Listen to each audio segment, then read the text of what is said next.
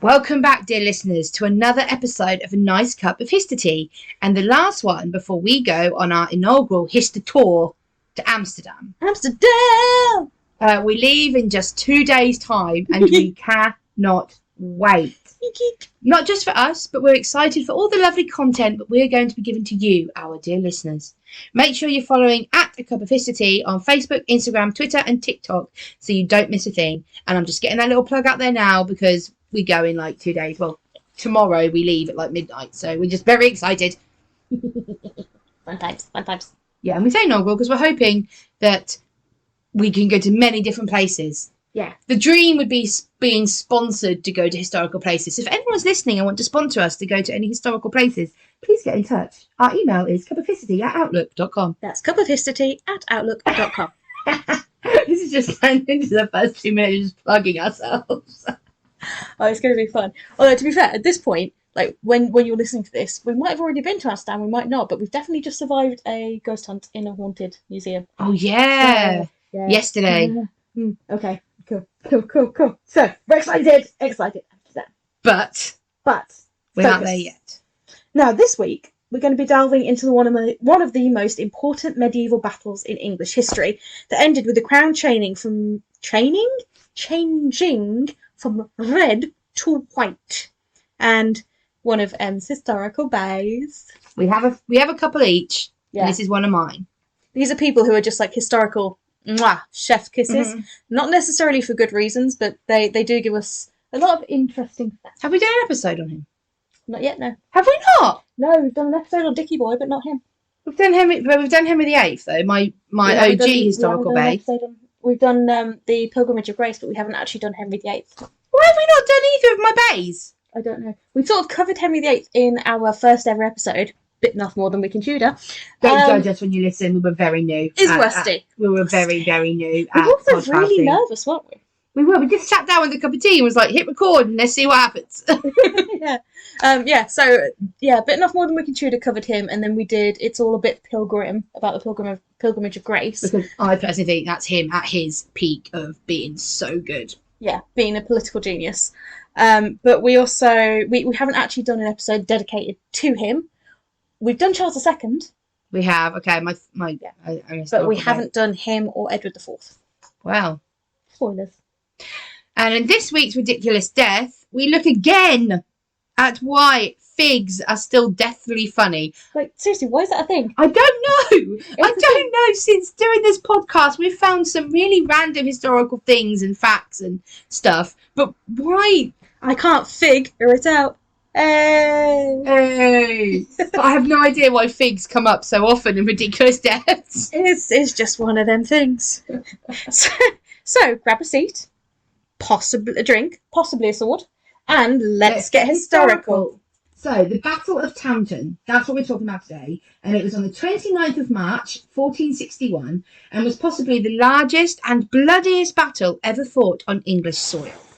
Although the Lancastrian King Henry VI had transferred the right of succession to the English throne to Richard, Duke of York and his heirs, his wife, Queen Margaret, was not prepared to accept an arrangement that deprived her son, also called Edward, of his birthright without a fight.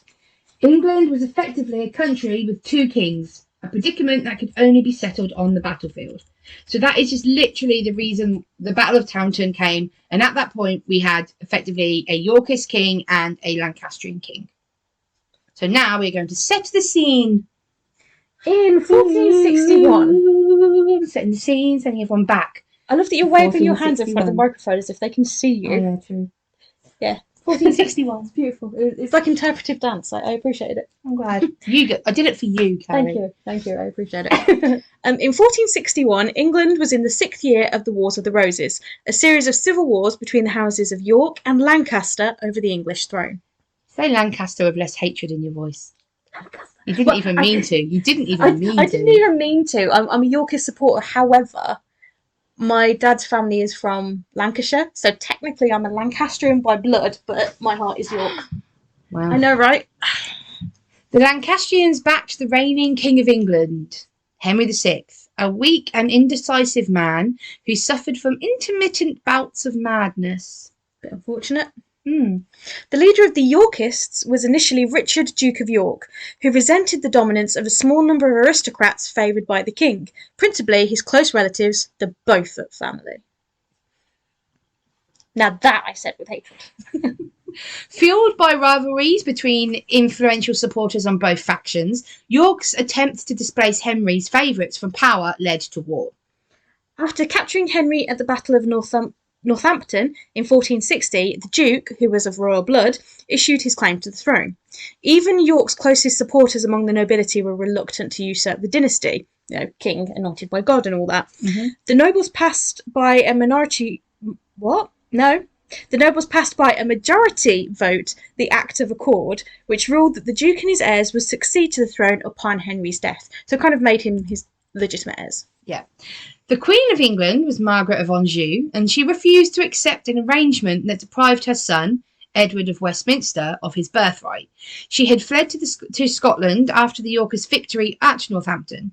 There she began raising an army, promising her followers the freedom to plunder on the march south through England. Her Lancastrian supporters also mustered in the north of England, preparing for her arrival. So what do you do when you want to be Queen of England and you want your son to be King of England? Give the Scots carte blanche to plunder England. So this is how to win friends and influence people there, Margaret. Isn't it right? York marched with his army to meet the threat, but he was lured into a trap at the Battle of Wakefield and killed. We say York, and that's Richard, Duke of York. Yeah, as in, yeah. The Duke and his second son, Edmund, Earl of Rutland, were decapitated by the Lancastrians, and their heads were impaled on spikes atop the Micklegate Bar, a gatehouse in the city of York. The leadership of the House of York then passed to the Duke's heir, Edward, Earl of March. The victors of Wakefield were joined by Margaret's army and marched south.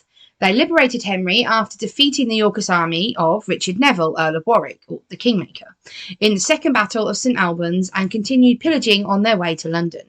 The city of London refused to open its gates to Henry and Margaret, however, for fear of being looted. You know what?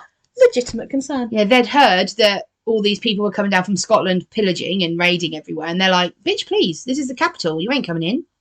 It's like, no, we said no. Yep. The Lancastrian army was short of supplies and had no means to replenish them. When Margaret learned that Richard of York's eldest son, Edward, Earl of March, and his army had won the Battle of Mortimer's Cross in Herefordshire and were marching towards London, she withdrew the Lancastrians to York. Warwick and what was left of his army marched from St Albans to join Edward's men, and the Yorkists were welcomed into London. Because you know what? They weren't going to loot. Fact. Having lost custody of Henry, the Yorkists needed a justification to continue the rebellion against the king and his Lancastrian followers. On the 4th of March, Warwick proclaimed that the young Yorkist leader was King Edward IV.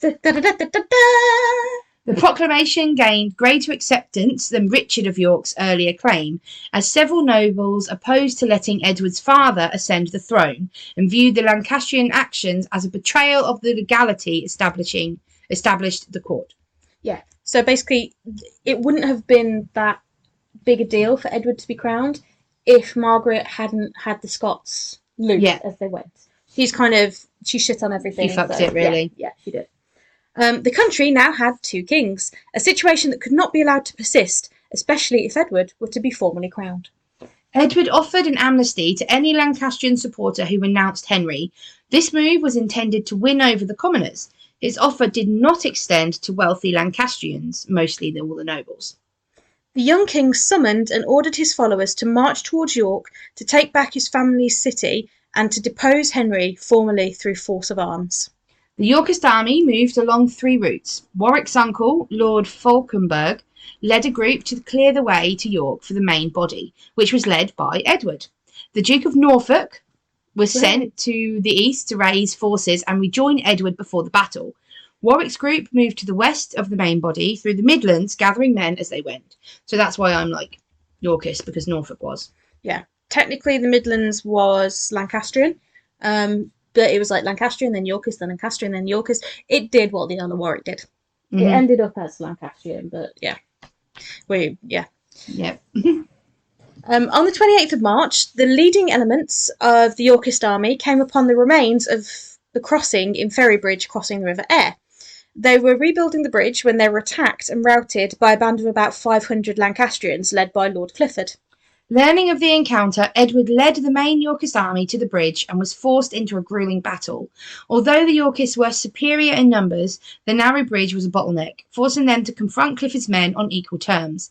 Edward sent Fauconberg and his horsemen to ford the river at Castleford, which should have been guarded by Henry, Earl of Northumberland, but he was late, by which time the Yorkists had crossed the ford and were heading to attack the Lancastrians at Ferrybridge around from the flank. The Lancastrians retreated, but were chased to Dinting Dale, where they were all killed, Clifford being slain by an arrow to his throat. I mean, yeah, that'll do it. Legend has it, almost certainly... Apocryphal. What's that mean? That means, like, what does it mean? It's kind of... Let me think about that and come back to you. Cool. Legend has it, almost certainly apocryphal, has the Earl of Warwick with Fitzwalter and riding back to Pontefract after Clifford's ambushed. Warwick is here reputed to have killed his horse and uttered the oath, "Let him fly who will, I will tarry with him that will tarry with me." So basically, I will kill him, I will fight him if he fights me. Cool. I got kind of mixed up in my head between apocryphal and apostle. So apocryphal means we're not entirely sure if it's true or not. It could just kind of be like legend. So, like the whole Nelson and Kismet Hardy. Oh, yeah. Yeah, we're not entirely sure if it's true. We haven't got sources to say it is, sources to say it isn't. So legend has it that the Earl of Warwick rode back and said, "Let him fly who will, I will tarry with him that will tarry with me." So run away if you want to, but fuck with me and find out. Yep. Yeah. Having cleared the vicinity of enemy forces, the Yorkists repaired the bridge and pressed onwards to camp overnight at Sherburn in Elmet. The Lancastrian army marched to Tadcaster, about 2 miles or 3.2 kilometres north of Towton, and made camp. As dawn broke, the two rival armies struck camp under dark skies and strong winds.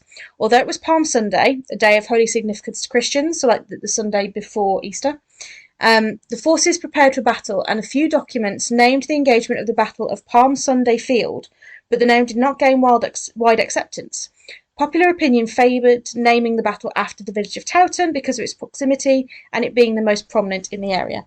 So that's kind of setting the scene of everything that led to the battle. I know we've missed a lot because we're just focusing purely on the Battle of Towton because we've kind of done the War of the Roses. Yeah, a rose by any colour means war.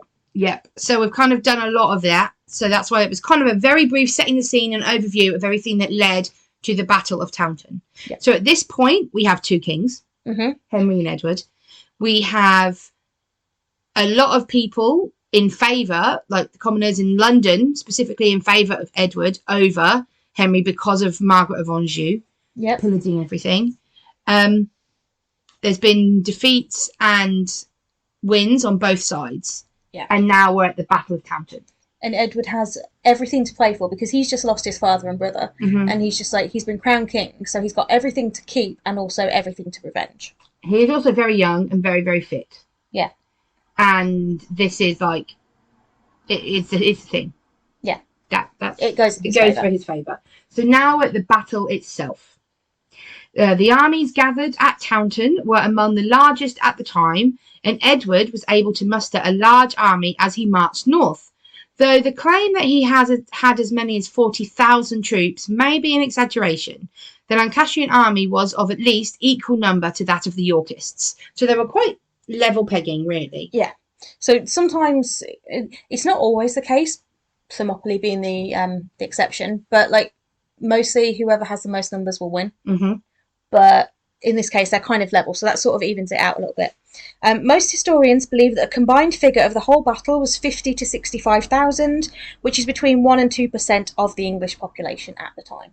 Which is actually quite a lot of people. Yes. Quite a lot. Yeah. In this one battle.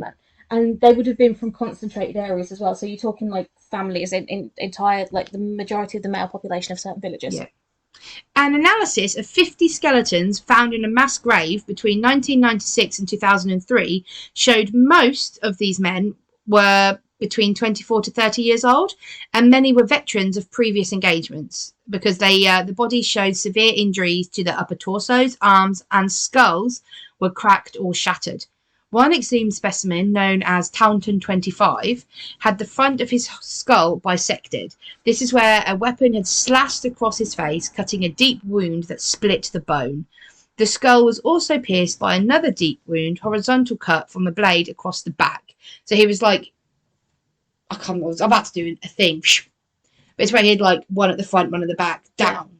Yeah. So Right. either two. He was two like in swords the at middle of two time. swords, Yeah. possibly, or he moved from one and back into another. pretty hardcore. Yeah.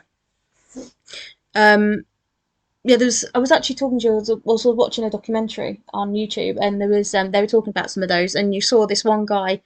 He was like they predicted in about his 50s, because once you get to 45 and above, it's kind of hard to age bones accurately.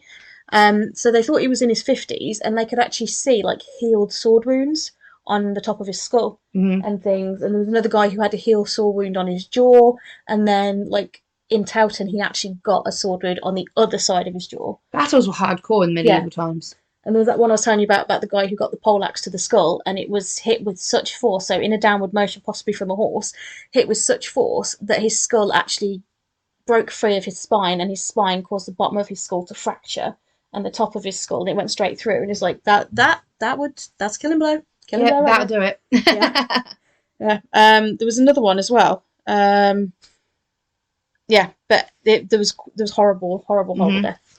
Anyway, on the Lancaster side, Henry's physical and mental frailty was a major weakness, and he didn't actually go to the battle. He remained in York with Margaret.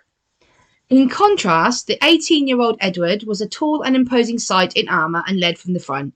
And I cannot picture him without thinking of Max Irons.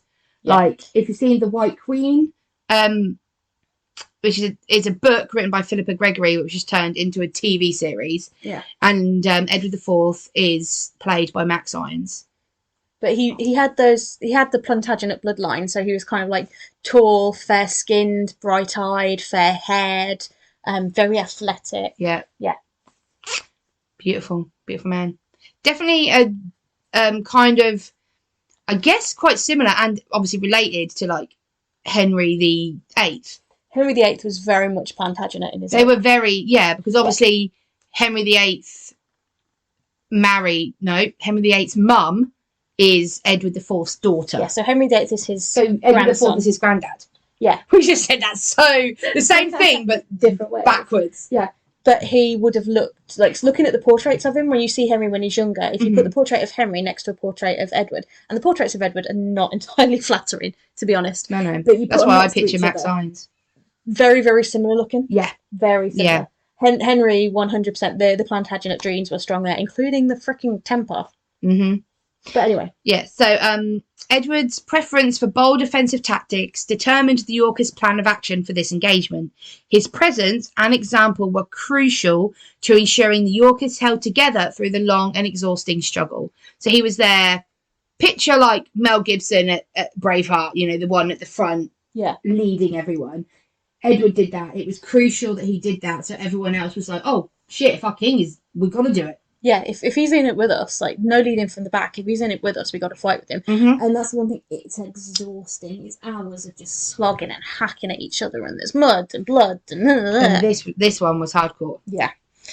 Before the Battle of Towton, Edward announced to his soldiers that, quote, "Whoever had a mind to depart might freely do so before the battle, but once it was begun, whoever fled shall die."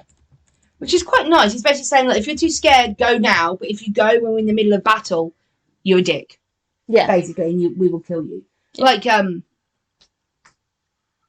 what's the word I'm looking for? Absconding, like in World War One, when you kind of... Oh, yeah, desertion. That's it, desertion. Yeah, it's like, if when it's in the battlefield, it's desertion. Before then, it's common sense. Yeah. The Yorkist army advanced in 3 lines. The first was led by Lord Fungenberg, the second by the Earl of March, or... Edward. And the third by Sir John Wellock and Sir John Daham. Before the battle began, the cavalry dismounted to fight on foot, and as the Yorkists marched onto the field, it began to snow. Yeah, so you got your cavalry, and they've actually chosen to abandon their horses, which gives them the speed and height advantage to fight on foot, which is a bold move, but okay. And it was bloody cold. Yeah. Which possibly might have been quite nice, because you're getting all hot and sweaty in your chainmail. but also the snow would have dampened any sound. So, when it snows, it goes eerily quiet. Mm-hmm. So can you imagine that marching forward when it's eerily quiet? All you can hear is a chink of chainmail. And the noise that snow makes sometimes as well. Yeah. Sort of noise. And then it would turn to slush and to mud. Lord Falkenberg, leading the Yorkist van, so the vanguard bit at the front, began the battle. At Falkenberg's command, his archers advanced and discharged a single shower of arrows before withdrawing out of range. The Lancastrians, with the snow blowing full in their faces, were slow to respond and unable to see their enemy properly. The Lancastrian archers began to return a barrage of arrows, all failing some, quote, 40 tailors' yards short of the Yorkist line. The Lancastrians continued firing until much of their arrow supply was completely used. So the Yorkists have literally just fired and retreated, so they're saving their arrows. The Lancastrians are firing into the wind, so they can't see anyone. They can't see, and it's going into the wind. So the arrows are not going to go as far as they want. They're going to fall short. Mm-hmm. So that was a rookie mistake. They should have saved the archers. Falkenberg's Yorkist archers moved forward again and resumed their discharge, using the Lancastrian arrows as well as their own. So literally just pick them up and go. Yeah.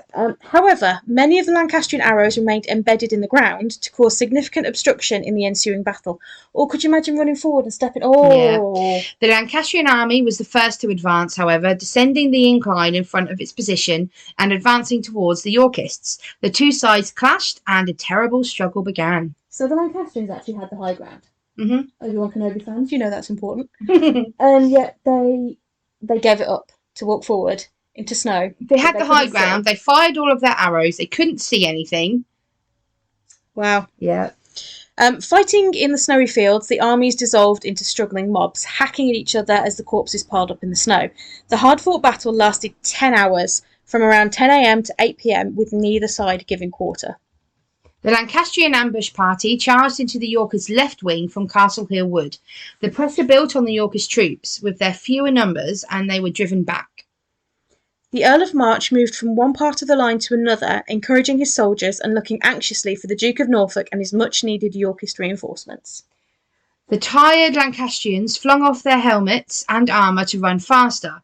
Without such protection, they were more vulnerable to the attacks of the Yorkists. So not only have they given up the high ground, lost all of their arrows, they're now running with no armour on. Yeah. Norfolk's troops turned up and were much fresher and faster, fleeing across what would later become known as Bloody Meadow. Many Lancastrians were cut down from behind or were slain after they had surrendered. Yeah, so after, from 8 till 10, they'd been battling for 10 hours.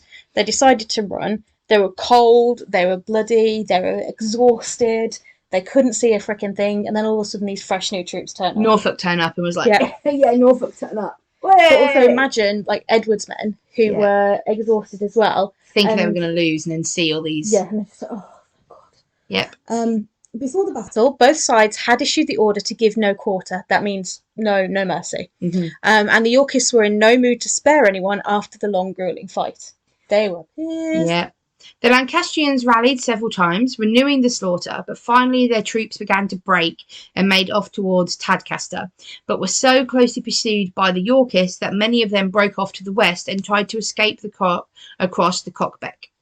It's said that the Cockbeck was choked with dead Lancastrian soldiers, their blood flowing down into the River Wharfe. The Lancastrian army, completely broken, was scattered across the county. On receiving news of their army's defeat, Henry fled into exile in Scotland with his wife and son. They were later joined by Somerset, as in Earl of Somerset, Ross, Exeter, and the few Lancastrian nobles who escaped from the battlefield. The Battle of Towton severely reduced the power of the House of Lancaster in England, ending the house's domination over the north of England. The Battle of Towton put an end, for the time being, to disputes over the country's state of leadership since the Act of Accord. The English people were assured that there was now one true king, Edward. He turned his attention to consolidating his rule over the country, winning over the people and putting down the rebellions raised by a few remaining Lancastrian diehards. He knighted several of his supporters and elevated several of his gentry supporters to the peerage. Falkenberg was made the Earl of Kent. Warwick benefited from Edward's rule after the battle. He received parts of Northumberland's and Clifford's holdings and was made the King's Lieutenant in the North and Admiral of England. Edward bestowed on him many offices of power and wealth, further enhancing the Earl's already considerable influence and riches. So that was the battle itself.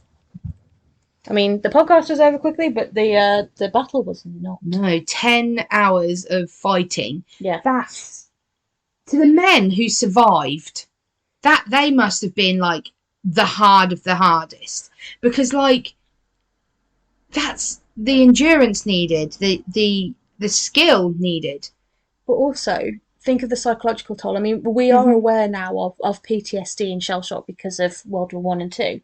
But imagine the level of PTSD back then with it all as well. I mean, it would have been a real thing.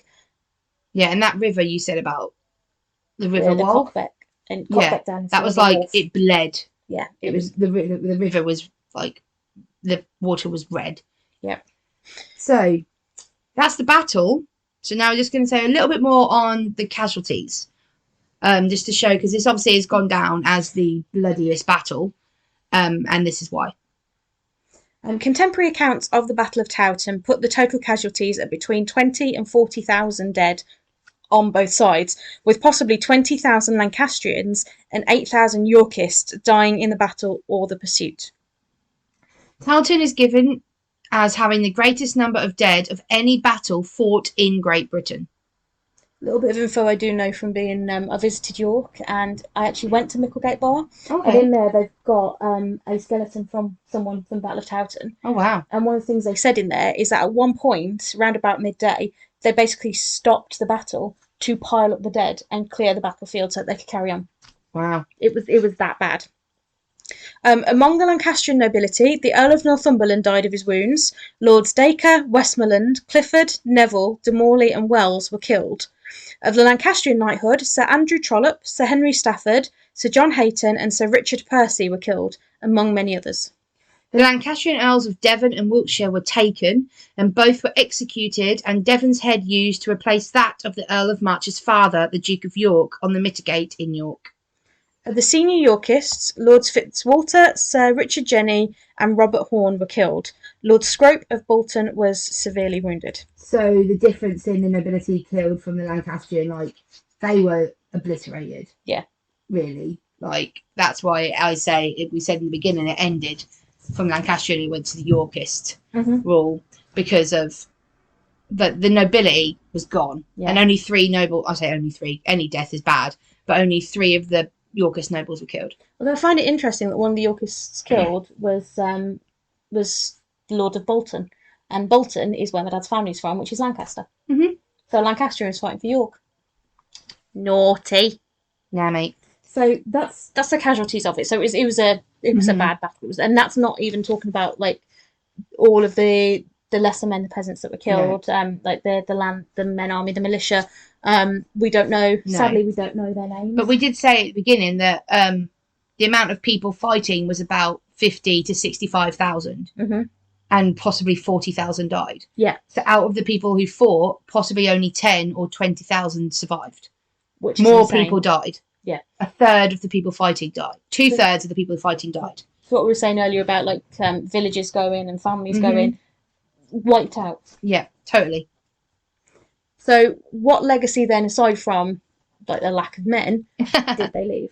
Well, 15th century documents confirm some casualties were reburied in graveyards at Saxon and a chapel constructed for the purpose by Richard III in 1484.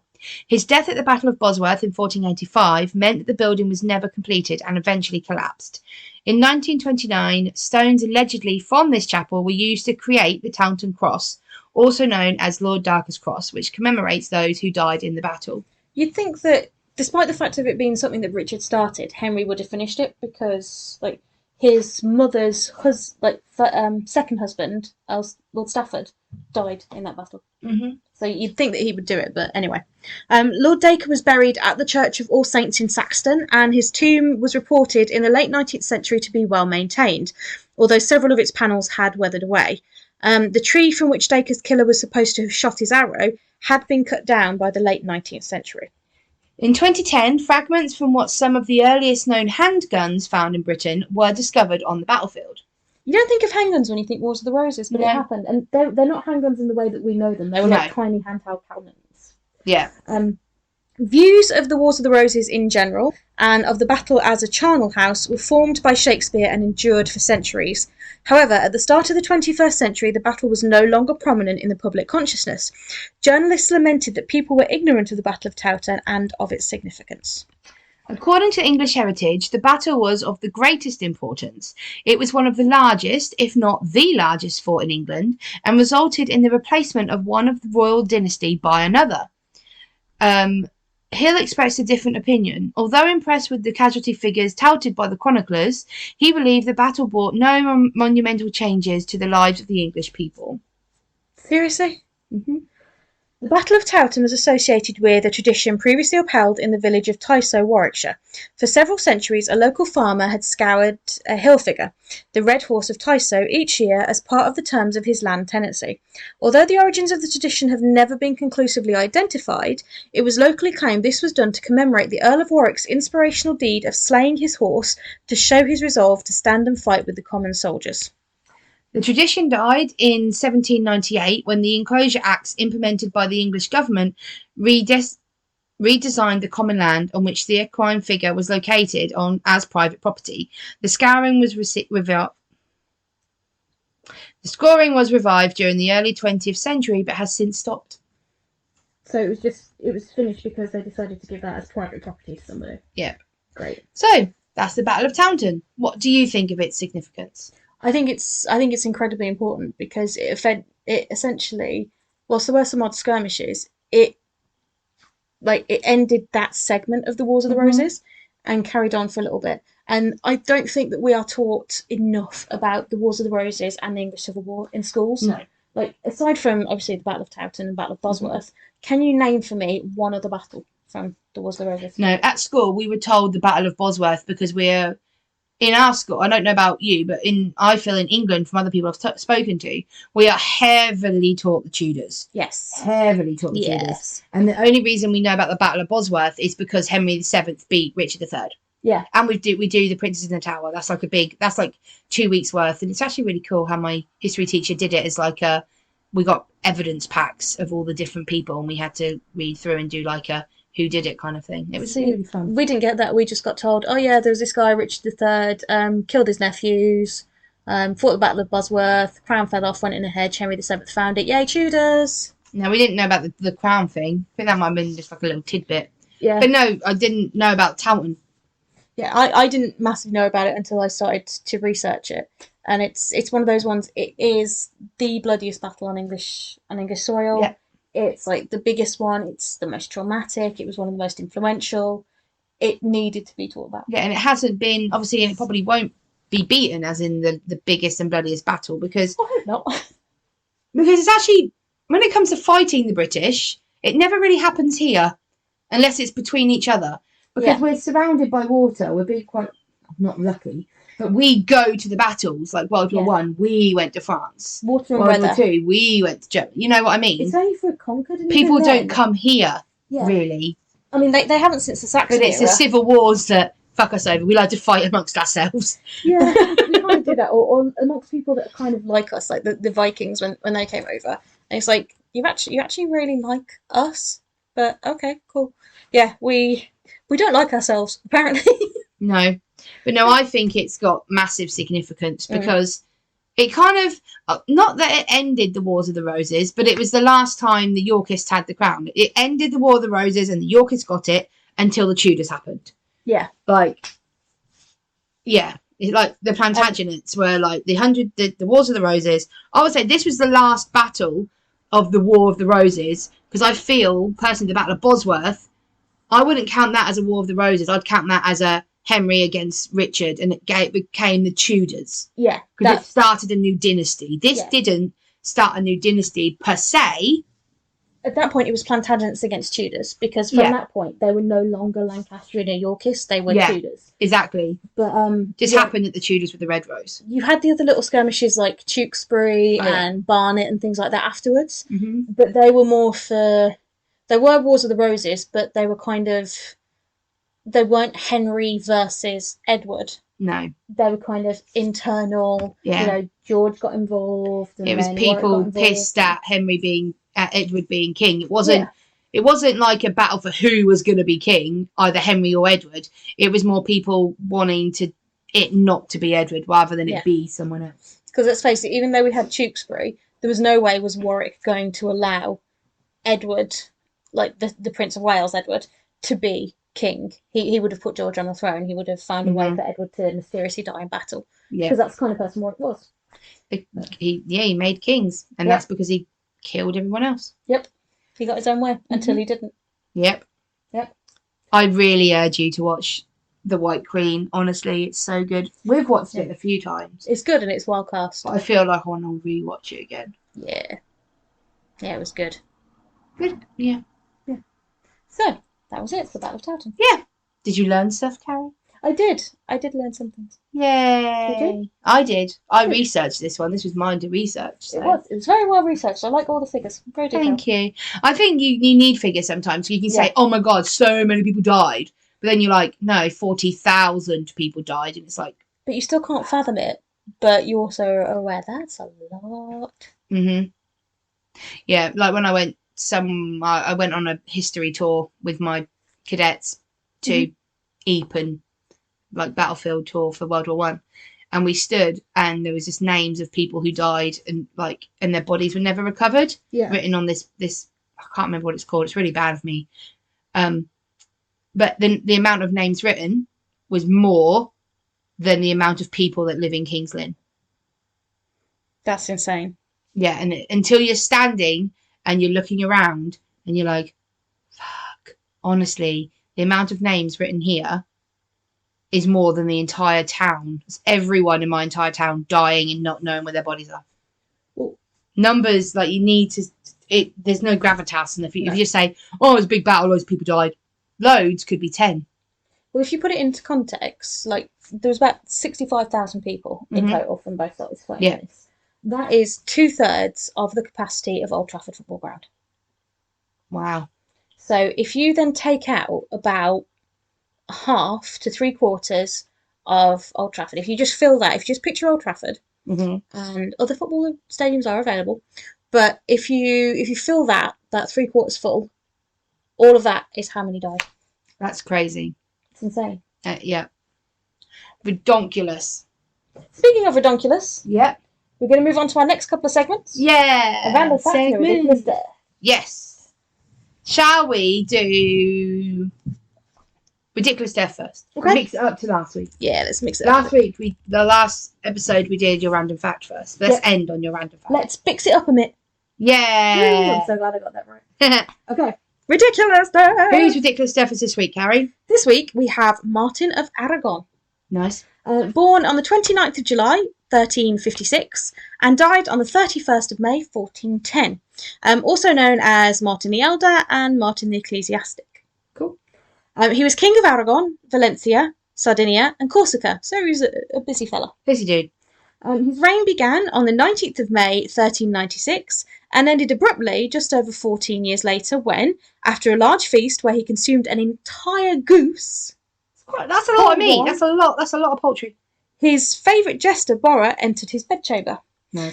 Martin asked where Borra had been, and he replied, quote, "Out of the next vineyard, where I saw a young deer hanging by its tail from a tree, as if someone had punished him for stealing figs. This joke caused the king to laugh so hard, he died."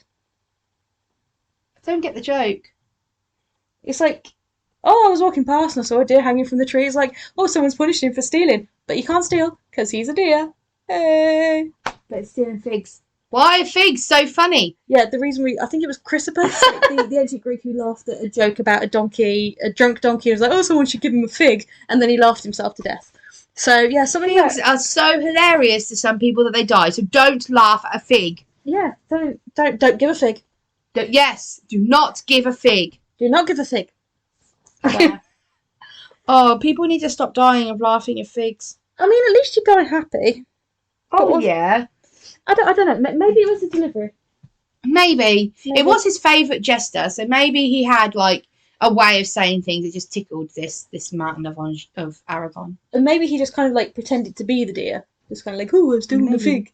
Or maybe it's different because obviously Aragon is like in Spain, isn't it? So maybe it sounds funnier in Spanish. Maybe, and maybe he'd had an entire goose, so he was like on a meat high and in a meat coma, and he'd had a few glasses of wine. Yeah, maybe. Yeah. Next time you're drunk, like when we go to Amsterdam, I'm going to say the word figs to you and see if you die. This may be the last podcast Carrie ever records because she's died of laughing at figs. So, hey Carrie, fig. Wow. Okay. Oh, so that's our ridiculous death. Martin of Aragon. Yeah. So now, our last segment. Are you ready? Yeah.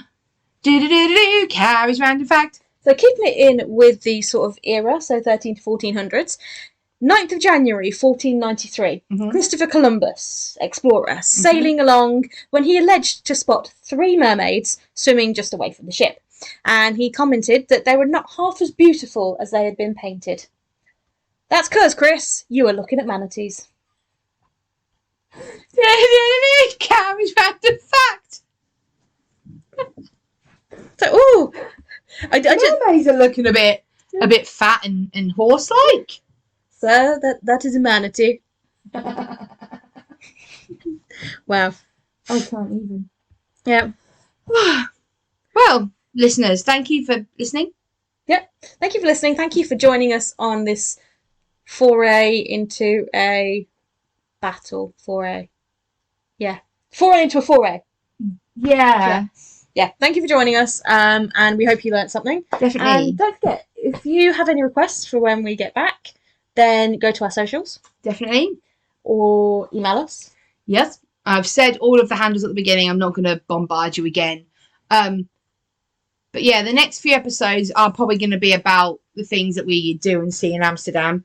If you listen to this, it's 2 days before we go and we still need stuff to do. We've booked Anne Frank's house. That has been booked. It's definitely happening. Yes. We are going to Anne Frank's house. So there will be pictures and videos and content and talking about that. But there's still other stuff that we want to do. So please let us know. Give us stuff to do. Yeah, send us recommendations. And if you're one of our listeners there, try and find us. Yeah, come say hey. It'd be cool to meet you. Yeah. Right. Until then, see you later. Or, as they say in Dutch, tot ziens. I'm not even going to try. Bye. I'm waving.